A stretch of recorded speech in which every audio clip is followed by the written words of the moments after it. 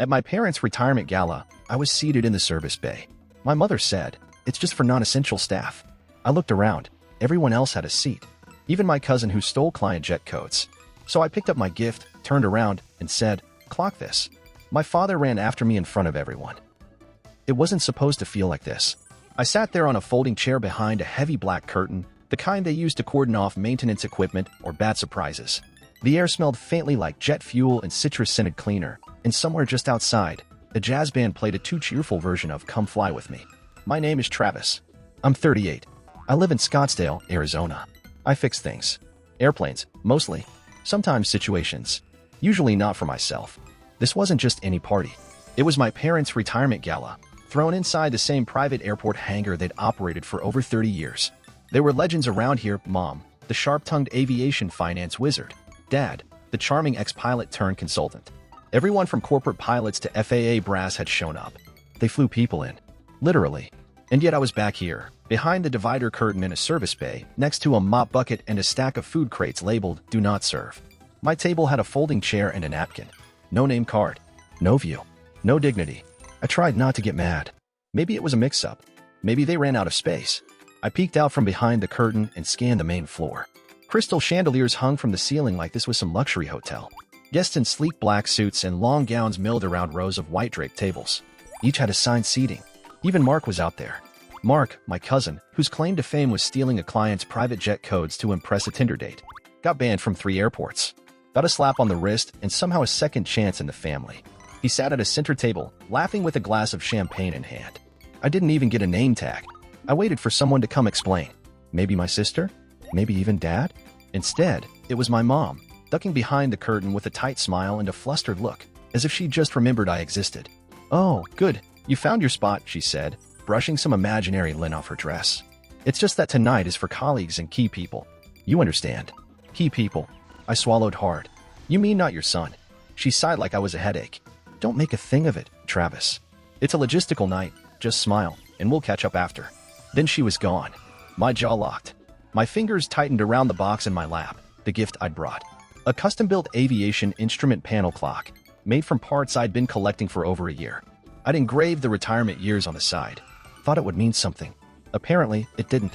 I stood up, walked straight past the curtain, through the crowd. Heads turned. The music kept playing, but quieter now. I caught Mark's raised eyebrow and smug grin. My sister's face tensed when she saw me coming. My mom froze. My dad, standing at the mic near the stage, looked confused. I didn't stop. I climbed the edge of the platform, held up the box like it weighed nothing. "Guess this was for extended support staff," I said, not shouting, not smiling. I placed it down on the bar cart. "Clock this, Mom." And then I walked out. My dad called after me. "Travis, wait." His voice cut through the chatter, and for a second, all you could hear were footsteps and whispers. I didn't turn around. Let them wonder what the hell just happened. I'd given them 30 years of support. They gave me a folding chair behind a curtain. I didn't even know where I was going. I just drove. The rental car's headlights cut through a low fog that had rolled in across the desert highway, and the white lines blurred in my vision every few seconds. I wasn't crying, not exactly, but my throat was tight and my knuckles were bone white on the steering wheel. I kept replaying it in my head. The curtain, the mop bucket, my mother's voice. "It's just for colleagues and key people." Like I was neither. Like 38 years of being the stand-in mechanic, the budget fixer, the after-hours fill-in, didn't matter. Like saving their asses a dozen times over didn't make me key enough for a real seat at the table. I should have thrown the damn clock in the trash. But I didn't, because I still wanted it to mean something, even when it didn't. The shame came first. I could feel the eyes in that room as I walked out, people whispering, wondering what that scene was about. Did they know who I was? Probably not. Maybe some thought I was staff. Maybe some thought I was crazy. Then the rage came in. Not the kind that makes you yell. The kind that builds in your chest like pressure behind a sealed door. The kind that reminds you of every time you swallowed it. Every time you smiled through it. Every time you let yourself be the one who handled things quietly, so they could shine. I gripped the wheel tighter and leaned forward, squinting through the windshield.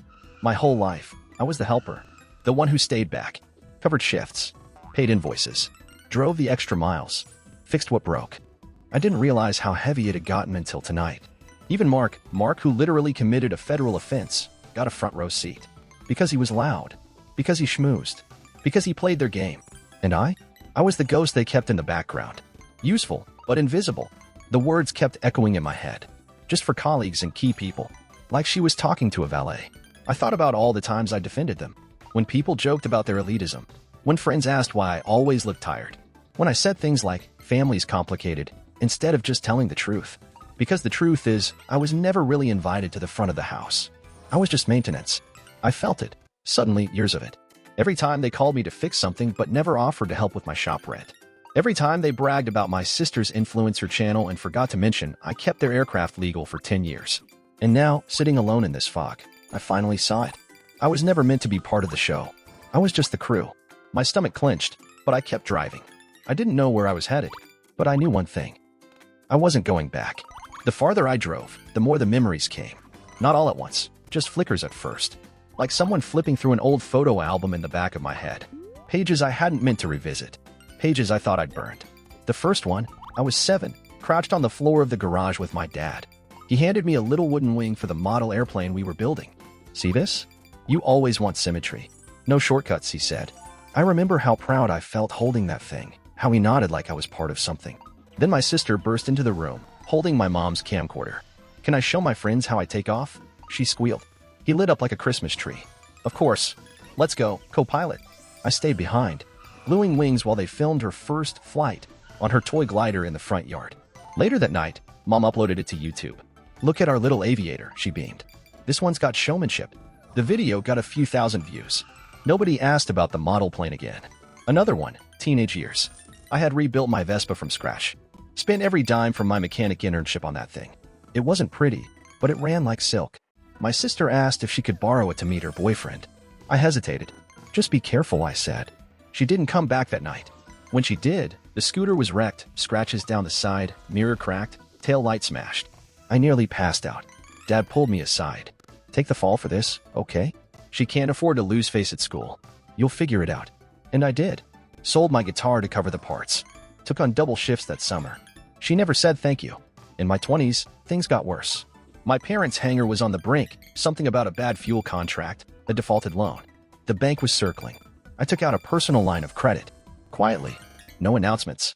Just transferred the money to their account and made sure the lien didn't go through. Dad clapped me on the back the next week. You did the right thing, son.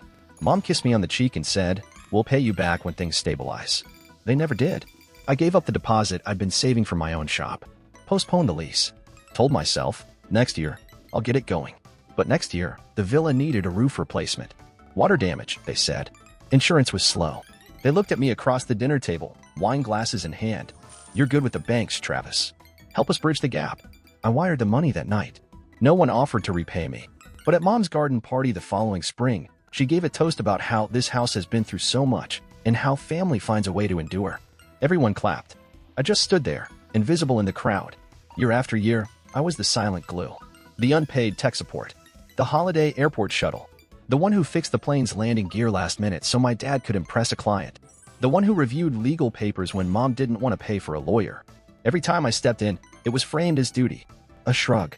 That's Travis. He just steps up. But not once, not one single time, did they say I was loved for it. Needed, sure. Used, definitely. But valued? No. And now that I'd finally walked away from their gala, clock still ticking in its velvet box, I realized I wasn't mourning the seating chart. I was mourning the fact that I'd spent my life being useful instead of being seen. And I was done. It started clicking into place before I even stepped foot inside the gala. The hangar looked like something out of a luxury magazine. Soft uplighting under polished aircraft wings, white leather couches on rented flooring, a mobile oyster bar near the tail of a Gulf Stream.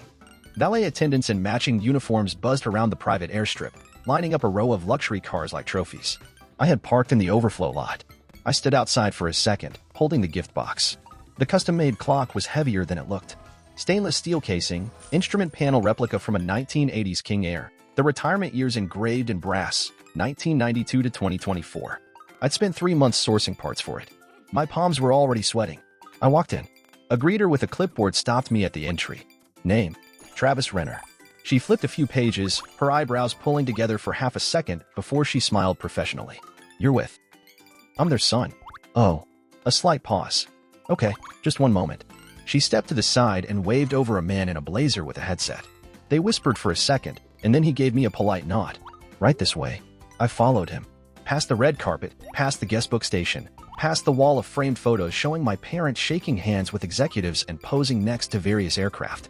I didn't see a single photo of me in the mix. Not one. We made it to the main hangar floor, round tables draped in white linen, name cards neatly printed in gold calligraphy. A jazz trio played near the stage, and people sipped champagne under strings of Edison lights. I slowed down near the central cluster of tables. Maybe my name was there. "Excuse me," I said, eyeing a seating chart mounted on an easel. My name wasn't on it. I scanned the tables anyway. My sister, of course, was seated dead center. Her name on a placard beside a digital influencer whose channel she'd guest starred on. They laughed like co-hosts. Next to them, Mark. Mark, the same cousin who'd caused a security scare at a Florida airfield by borrowing a friend's private hangar code to impress a date. Mark, who almost tanked the family's FAA standing with that stunt. He was wearing a tailored jacket and sipping from a tumbler like he belonged. I didn't even get a seat. Actually, the man with the headset said, gesturing again, "We've got you set up in a quiet spot. Right this way." He led me behind the curtain, literally. Past the bar, past the catering prep area, to a space where spare turbines were stacked next to crates labeled, "Hold for Tuesday." A folding table sat near a rust-stained sink. On top, a plain white napkin, a plastic cup of water, and a sad little centerpiece that looked like someone pulled it from a discount aisle. "Here you go," he said, cheerful. "Enjoy the event." Then he left.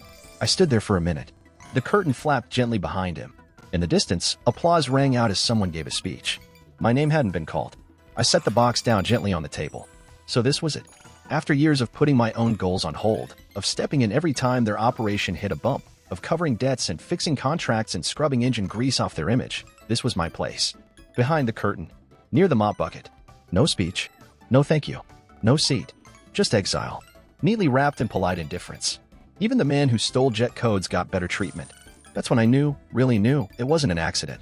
This wasn't an oversight. It was the truth showing its face. I was never supposed to be in the picture. I was just the one holding the camera. I stared at the clock box for a long time.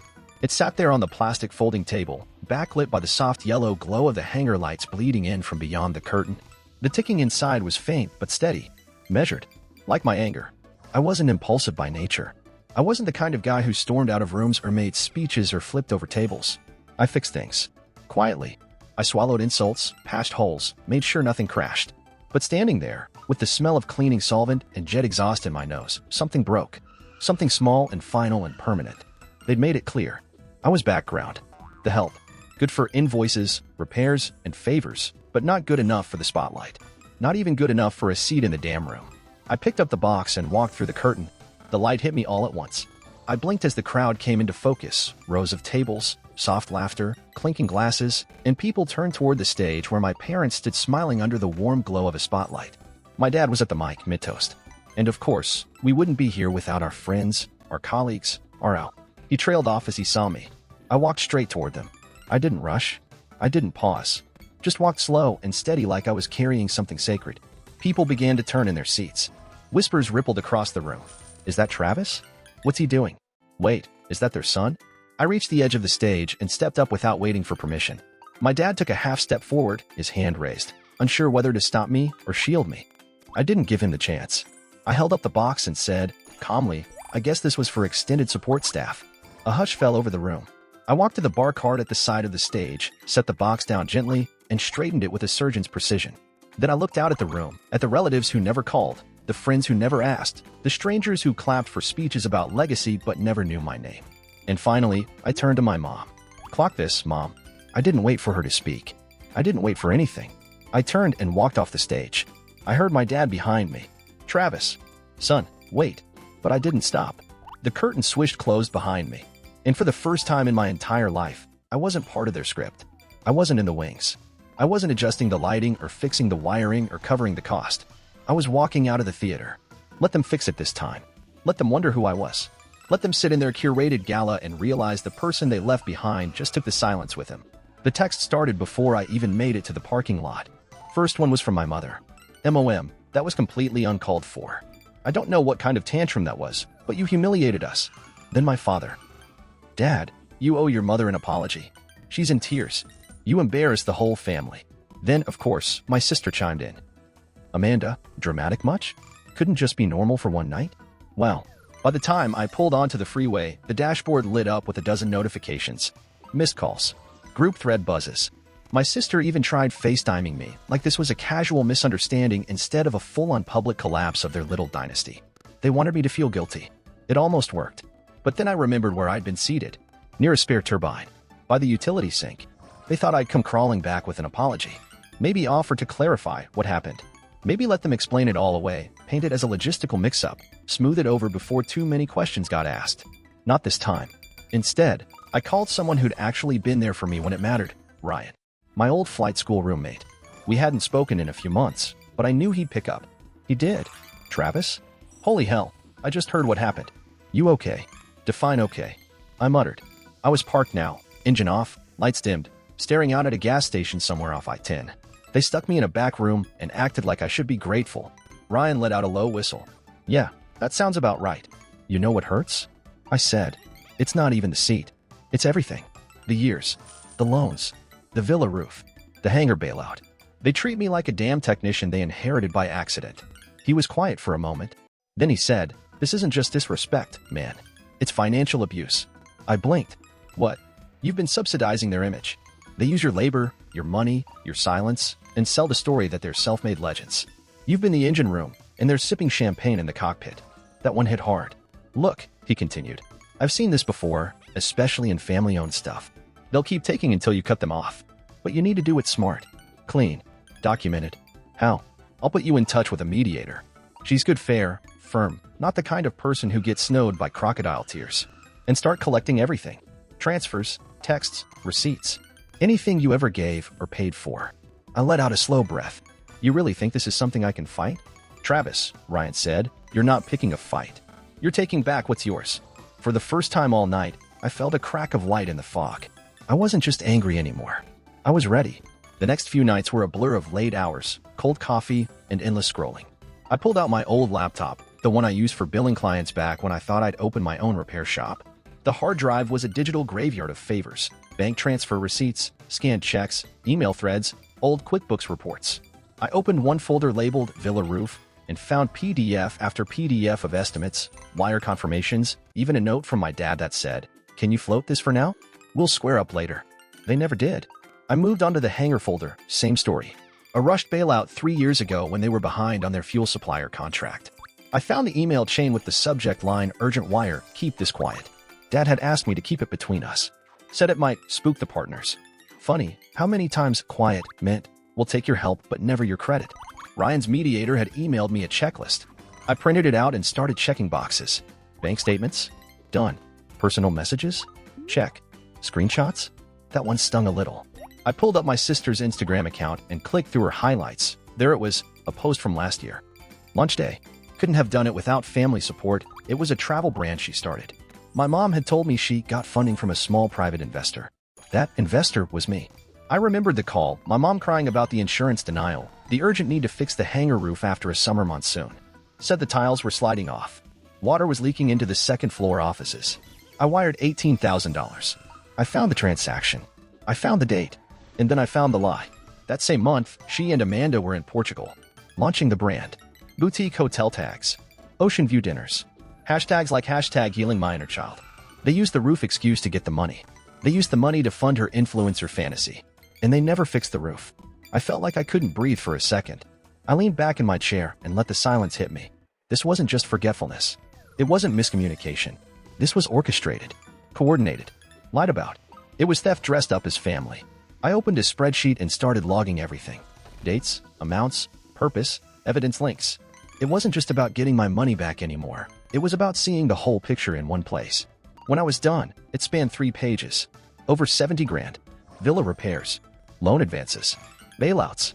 Emergency funds that weren't emergencies. Quiet fixes that were really cover-ups. They didn't just sideline me. They drained me. And the sickest part? I never even asked for credit. Just wanted a seat. A thank you. A little space in the frame. I clicked save and named the file cost of being the good son.xlsx. I stared at it for a long moment. Then I whispered, they never even fixed the roof. And for the first time since the gala, I didn't feel angry. I felt resolved. Cold. Clean. They thought I'd just keep fixing things. But this time, I had the receipts. The conference room was too quiet. You could hear the ticking of the wall clock like it was judging everyone in the room. It was downtown, neutral territory. A glass and steel office rented by the mediator Ryan had connected me with. She was calm, mid-50s, professional but not cold. Her name was Diane. She didn't make small talk. just laid out the folders, organized by name. Across the table sat my parents. My mom wore one of her tailored blazers, the kind she saved for negotiations or charity luncheons. Her lips were pressed tight, like she was holding back both tears and insults.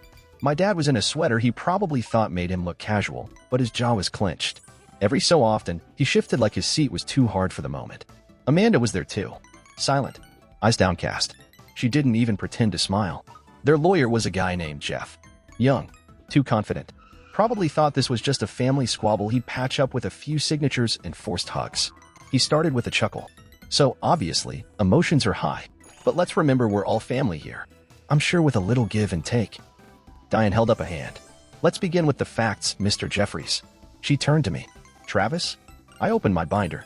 No speech. No bitterness. Just pages. First, I laid out the documented financial transfers, dates, amounts, purposes. Then emails, screenshots of texts. Photos from social media posts matched to the timing of supposed emergencies. The spreadsheet printout with color-coded entries for loans, gifts, and misused funds. My mom started fidgeting by the third page. My dad coughed, once sharp, like he wanted to interrupt. Diane didn't flinch. Let's keep questions until the end. Then came the Portugal evidence.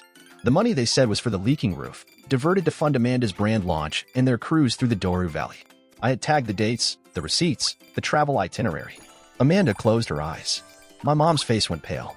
Jeff leaned forward. Now, hold on, surely this was all understood to be family support. These weren't formal contracts. I looked him straight in the eye. Support based on lies isn't support. It's fraud with a nicer font. Then I handed over the printed group message chain where Amanda joked to a friend, "Don't worry, Travis always bails us out. He lives in the garage and thinks love is fixing things." My dad looked at her, stunned. "You said that?" Amanda didn't answer, just kept her eyes down. For a moment, no one spoke. And then the door opened. Mark walked in. I hadn't invited him. Apparently, Diane had. She'd asked if there were any witnesses who could confirm a pattern of behavior or treatment. He slid into the empty seat beside me, looked at my parents, then at the mediator. I wasn't supposed to say anything, but even I got a better seat at the gala. And I'm the idiot who got banned from flying out of Fort Lauderdale. He shrugged. It wasn't right. My mom opened her mouth. Nothing came out. Diane turned to the lawyer. "Do you need a moment?" Jeff cleared his throat. "This is a bit more than we were expecting." "No kidding," I said, calm as ice. The illusion shattered right there. Years of image management undone by 4 pages and a cousin with a conscience. They built a family brand on silence, sacrifice, and spin. But under the fluorescent lights, all that shined just looked like polish on rot. The agreement was signed 3 weeks later. It wasn't dramatic. No courtroom, no gavel. Just a long table, neutral faces, and the sound of pens scratching across thick legal paper. My parents officially acknowledged every financial contribution I'd made over the last decade as loans. Not gifts. Not misunderstandings. Loans. They wouldn't be paying them back, not in full. Anyway, Diane had warned me. The goal was recognition, not revenge. We settled on a partial repayment plan, structured, slow, but binding. What mattered more was the clause they hated the most. No further contact unless initiated by me. That meant no more late-night calls, no veiled jabs, no request for emergency help. Most of all, no slander, verbal or digital. One more guilt-tripping post or manipulative family text, and the legal consequences would kick in. My mother cried in the meeting room, quietly, dabbing her eyes with a handkerchief she probably picked to match her earrings. But the tears weren't for me. They were for the moment. The audience. The loss of control. My father just stared at the table. "Amanda?" She stormed out halfway through the session. Called the whole thing a betrayal. Called me vindictive. Diane didn't blink. Just slid her chair forward and continued like Amanda's absence didn't matter. And honestly, it didn't. When it was over, I walked out alone. No handshake. No fake hugs. Just a stiff nod from Jeff the lawyer and a glance from Diane that said, "You did it. Don't look back." For a while, I waited for the aftermath. Some explosion. Some attempt to reclaim the narrative. But it didn't come.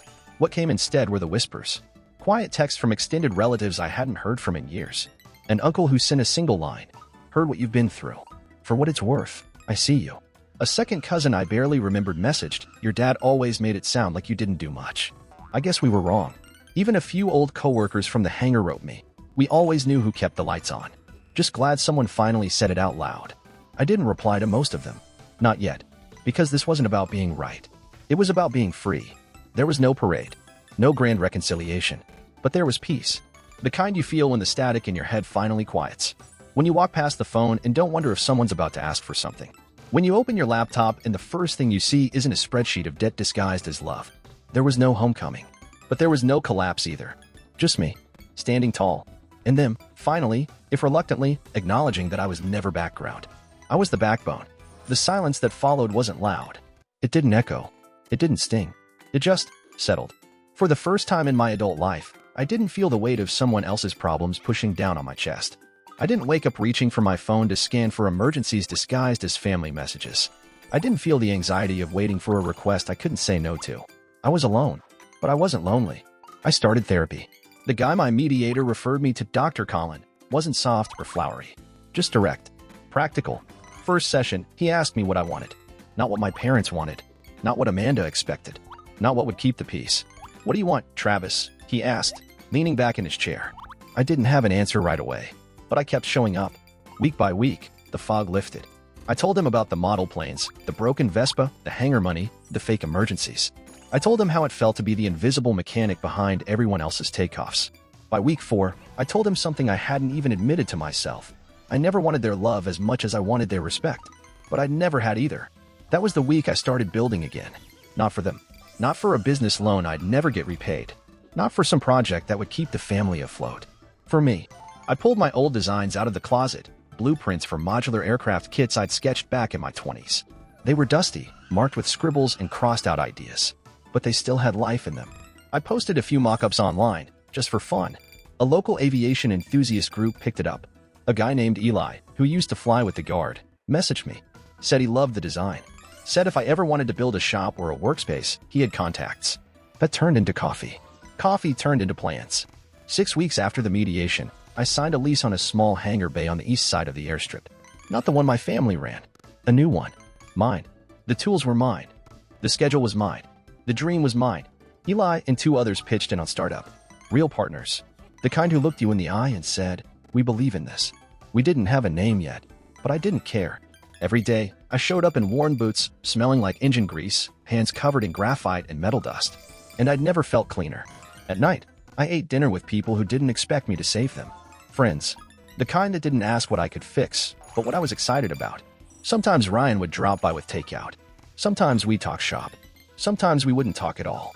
I got a text from Amanda once. Just a thumbs-up emoji under a story about our first prototype being featured in a local aviation blog. I didn't respond. My parents didn't reach out. Not once. And that, finally, was okay. I wasn't flying for their approval anymore. One morning, I stood just outside the new hangar bay. The sun hit the tarmac just right, casting long shadows of the tools we'd lined up along the wall. I breathed in. Slow. Quiet. For once, I wasn't ascending under someone else's control. This altitude? This was mine.